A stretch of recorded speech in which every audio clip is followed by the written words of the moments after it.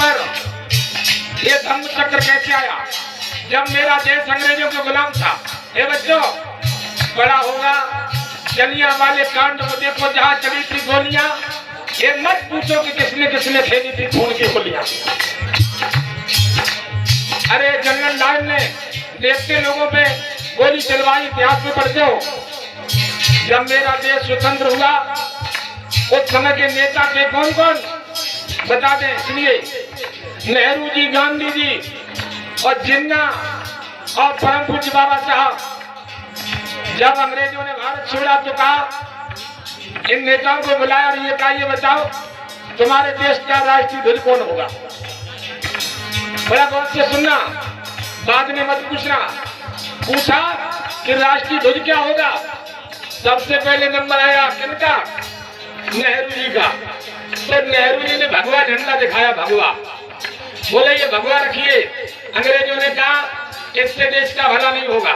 फिर नंबर आया गांधी जी का, तो गांधी जी ने उस पर चरखा और बना लिया, चरखा।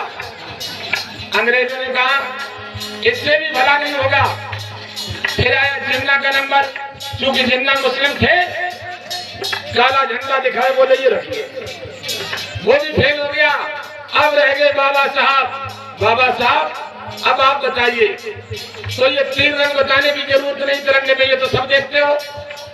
बाबा साहब ने बुद्ध के धम्म का चक्र, प्रति समुत्पात, अनुलोम प्रतिलोम, दुख दुख का कारण, दुख निवारण, दुख निरोध मार्ग, जो भगवान बुद्ध ने सारनाथ में दिया था, इन्हीं प्रकृति का कानून धम्म चक्र बनाया बुद्ध का।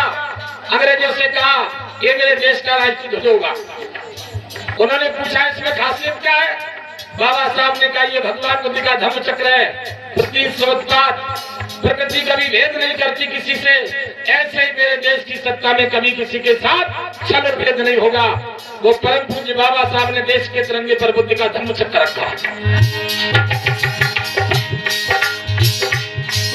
अरे भारत के झंडे पर देखो धम्म चक्र ये आया।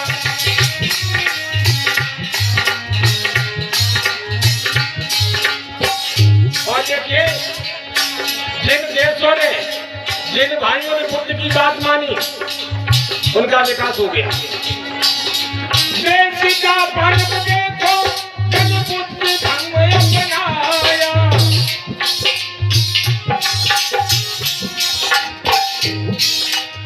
वैज्ञानिक दुनिया में बन गया, वैज्ञानिक दुनिया में बन गया, ऐसा देश महान सुनोती बच्चन हमारे, लगे तो तुमको प्यारे।